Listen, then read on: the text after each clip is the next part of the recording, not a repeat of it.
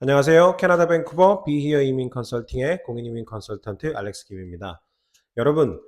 여러분은 만약 특정 인종, 우리가 어떤 인종을 말하는지는 다 아시겠죠? 만약에 캐나다 이민에서 지금 너무나 많은 인종이 한 파이를 차지하고 있기 때문에 이 인종을 조금 솎아내는 앞으로 수를 줄이기 위한 정책을 시행한다는 정치인이라고 칩시다. 그러면 어떤 방법을 사용할 것 같으세요? 캐나다는 연방 헌법상 우리가 특정 인종을 쿼터제를 실시할 수는 없습니다. 예, 퀘벡이랑 다르잖아요. 그리고 어차피 NDP 신민당의 수장 자체가 어떻게 발음을 하더라? 자금이신가? 그 친구가 이제 인도 출신이니까 자기 내셔널리티에 반하는 쿼터제가 나온다면 뭐 가만히 있겠어요. 그래서 일단 쿼터제는 안 돼요. 쿼터제는 전혀 실현 불가능한 방안이라고 생각을 하고 다른 방법이 뭐가 있을까 한번 고민을 해봅시다. 우리가 이 방법을 뭐라고 부르냐면요. indirect strategy라고 부르더라고요. 저는 이 이름은 indirect strategy는 생각도 못했던 용어였는데 단어였는데 오늘 제가 팔로우하는 이제 변호사 둘이서 이 indirect strategy에 대해서 이게 쿼터제를 위한 대안이 될 수 있지 않는가라는 방송을 했기 때문에 제가 한번 생각을 해보고 있고요. 저도 요거에 대한 생각은 지금까지 꾸준히 해왔었거든요. 제 방송을 영상을 꾸준히 보신 분들은 계속 나오지 않았나요? 최근에 좀 빠른 패스트 트랙 학생 비자 SDS 중단했잖아요. 그죠? 그 다음에 LMI 로우 스킬드 엄청 어렵게 하고 중단했죠. 그리고 인도에서부터 신청하는 인도에서부터 신청이 들어오고 이란에서부터 신청이 들어오고 그쪽 지역에서 신청이 들어오는 학생 비자들 그리고 뭐 워킹 비자들 딜레이가 진짜 수없이 늘어나고 있습니다. 그리고 또 뭐 있냐? 여러 가지 있었지. 그리고 또 이제 지금 어사일럼 시커도 마찬가지고 누군가 특정 인종을 지정하지는 않았지만 이 모든 수순의 것들이 모든 사람들이 알고 있는 우리 인디언 커뮤니티, 인디언 내셔널리티를 이제 너무나 많아진 상태이기 때문에 이제 수를 좀 그만 받고 정리를 한번 해봅시다. 라는데 사용이 되고 있다는 거잖아요. 천천히. 그걸 이제 indirect strategy라고 해서 이게 차라리 쿼터제를 할 수 없는 캐나다에서 쿼터제의 역할을 하는 캡을 정할 수 있는 하나의 대안으로 작동을 하고 있는 건 아닌가요? 라고 하는 주제로 얘기가 됐었어요. 자, 우리 오해는 하지 맙시다. 인종차별에 대한 얘기는 아니고 많은 수, 생각했던 것보다 많은 수의 사람이 들어와 있고 한 특정 인종이 그리고 그 많은 수의 특정 인종들이다 보니까 당연히 문제도 많이 생기잖아요. 워낙에 문제가 많은 인종들이었는데 거기서 사람들이 많아지니까 더 많은 문제가 생기는 건 당연지사. 그쵸?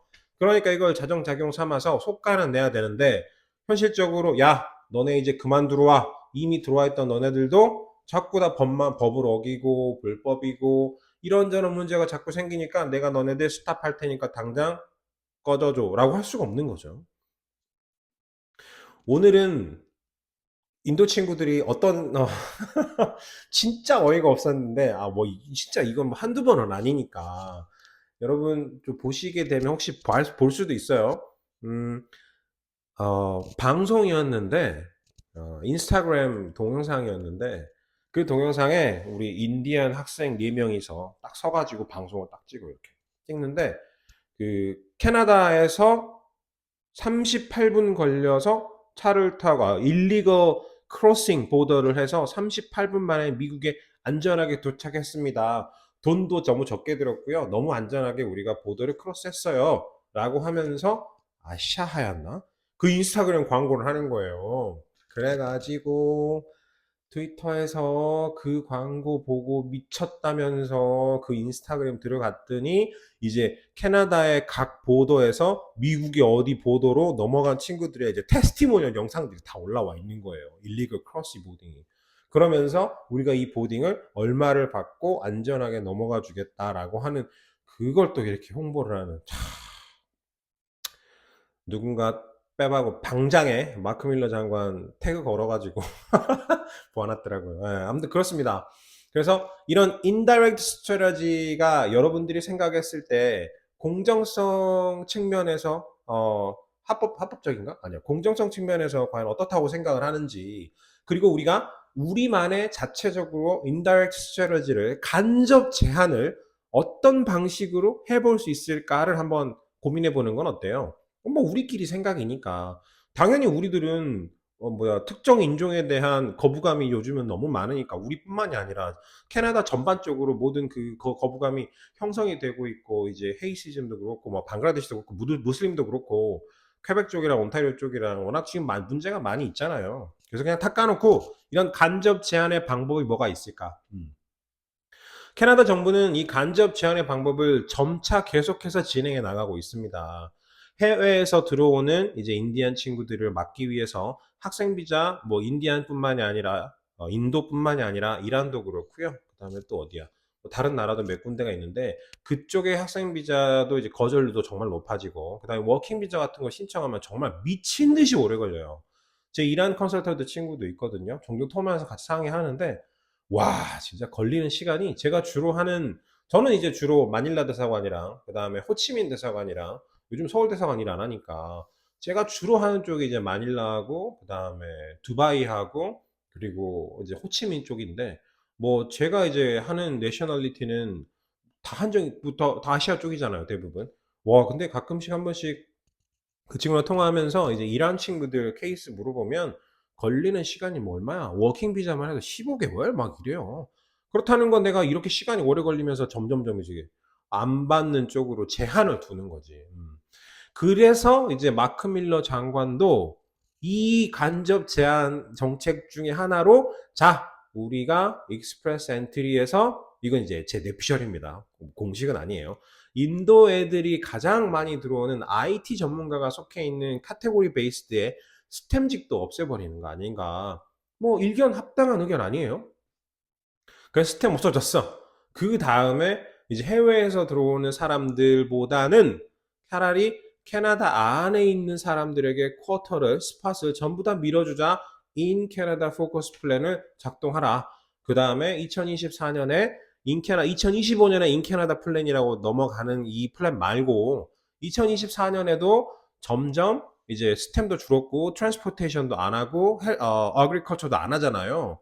그쪽에서 가지고 있는 스팟들을 이제 점점 전부 다 CEC로 넘어가라. 그래서 CEC 추첨을, 인캐나다 CEC 추첨을 다 하면서 CEC의 위의 점수를 조금씩 내리면서 500점까지 맞춰라. 이게 이제 어젠가 그젠가 제가 방송했던, 어제구나. 어제 방송했던 이제 이민국 서로의 메모랜덤에 나와 있는 내용이었잖아요. 그래서 연말에는 계속해서 CEC만 뽑았고, 물론 연말이 다가오면서 400명밖에 안 뽑으니까 500점이었던 점수가 또 훅 올라간 것도 있지만, 그래서 이런 일련의 작용들, 캐나다의 CEC로 있는 사람들에게만 내가 CEC로 할 수 있는 사람들에게만 기회를 주겠다라는 건, 캐나다의 98% 신청했던 사람들은 CEC의 98%들은 전부 다 캐나다에 현재도 있는 사람들. 여러분, CEC는 캐나다에 굳이 지금 현재 안 있어도 되는 거 아시죠? 하지만 통계상으로는 98%의 CEC 지원자들은 전부 다 현재 캐나다에서 지금도 이 일을 하고 있는 사람들이라고 합니다. 그럼 이민성의 캐나다 이민국의 입장에서는 당연히 CEC에 포커스를 맞출 수밖에 없는 거지. 그렇다고 해서 CEC에 인비테이션을 주면서 거기서 또 인도 친구들을 걸러내지는 못하는 거예요. 맞죠? 그래서 이거를 이제 논리적인 의식의 흐름을 잘 따라 나가다 보면, 제 생각에는, 물론 이제 허황되긴 하지만 제 저만의 생각입니다. 익스프레스 엔트리에서도 저만의 생각이에요, 진짜. 어디서도 나온 건 아니고, 그냥 보고 얘기하는 것도 아니고, 웃길 수도 있겠지만, 다이버시티 섹션을 만들어서 점수를 주고 빼고 하는 것도 하나의 아이디어가 아닐까. 쿼터제를 못할 거면. 예를 들어, 뭐, 익스프레스 엔트리 이번에 추첨을 하잖아요? 근데 그 풀에 들어가 있는 사람들 중에 진짜 막 예를 들어, 막 40%, 30%가 인도 사람들이야. 그러면 그 풀에 들어있는 이제 인비테이션을 받을 수 있는 사람들의 수가 막, 뭐 정말 majority of the people이 인디언 피플이면, 그럼 이번에는 내가 인디언 피플들에게 마이너스 포인트 아니면 로우 포인트를 주겠다라고 하는 거고, 아니면 반대급부로 정말 적은 수의 인원이 있는 내셔널리티에게는 좀 더 플러스를 주는 거죠. 이런 식으로 해서 약간 교차적으로 줄였다 늘렸다 하면서 인구 조절을 할 수 있으면 그것도 나름 indirect strategy, 간접 제한이 되지 않을까요?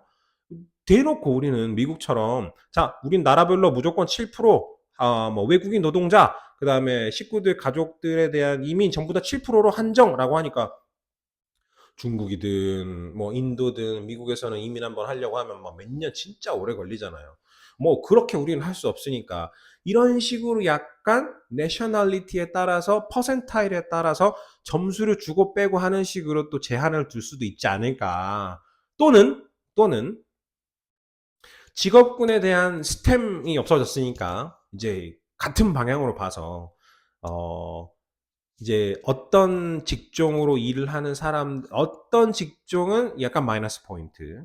예를 들어 이제 인도 친구들이 정말 많이 지원하는 직종이 따로 있다거나 아니면 이제 로우 웨이지 포지션으로서 인도 애들이 정말 많이 하는 뭐 이런 포인트라든지 이렇게 이민국 자체에서도 특정 지어서 제한을 할 수 있는 걸 직접적으로 말고 간접적으로 뽑을 때 약간 이렇게 유들이 있게 이렇게 할 수 있지 않을까라는 생각이 오늘 그 얘기를 들으면서 제가 계속해서 한번 생각을 해봤어요.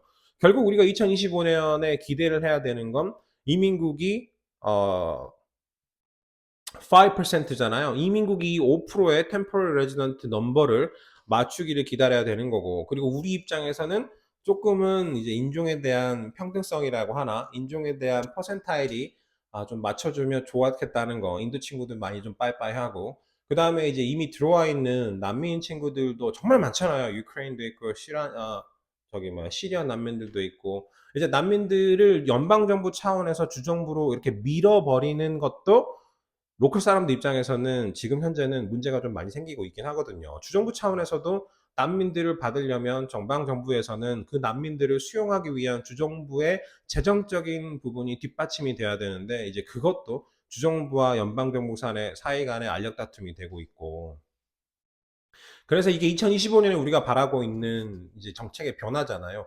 그 사이에서 우리는 이민만 하면 됩니다. 그럼 그 사이에서 우리가 인 캐나다 포커스 플랜에 어떻게 들어가야 되는지가 지금은 제일 관건이죠. 근데 그 플랜을 발동을 하면서 저는 이렇게 indirect strategy, 간접 제한, 국가별 간접 제한을 시행하면 정말 좋지 않을까라고 하는 저만의 바람이었습니다. 여러분들은 어떻게 생각하세요? 어떤 식으로 이민국이 간접 제한을 실행할 수 있는지, 어떤 방법으로 하면 좋을지, 많은 사람들이 보고 있으면 또 많은 사람들이 같은 문제로 고민을 하면 정말 다양한 의견이 나올 수도 있잖아요. 궁금합니다. 여러분이 코멘트로 한번 남겨주시면 감사하겠어요. 그걸 가지고 또 한번 좋은 재밌는 얘기를 만들어 보고 싶고요. 오늘은 여기까지 하겠습니다. 또 내일 뵐게요.